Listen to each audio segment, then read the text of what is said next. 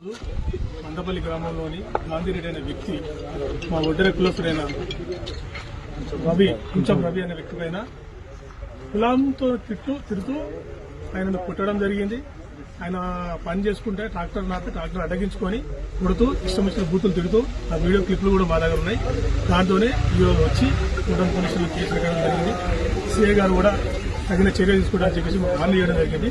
తక్షణమే గాంధీరెడ్డిని అరెస్టు చేసి 24 గంటల లోపల కోర్టులో హాజరుపరచాలని చెప్పేసి మీడియా ద్వారా మేము కోరుకుంటున్నాం. ఇలాంటి వ్యక్తులపైన క్రిమినల్ కేసులు పెట్టి రౌడీ షీటర్ ఓపెన్ చేసి ఆయన పైన కంపల్సరీ చర్యలు తీసుకోవాలని చెప్పేసి మేము డిమాండ్ చేయడం జరుగుతుంది.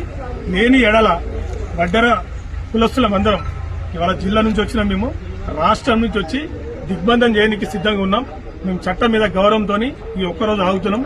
ఈ ఒక్కరోజు తర్వాత రేపు కనుక ఆయన అరెస్ట్ చేయకపోతే ఎల్లుండి లోపల మొత్తం మేము రాష్ట్రంలో వడ్డెర కులస్తులందరం వచ్చి దిగ్బంధం చేయడానికి సిద్ధంగా ఉన్నాం.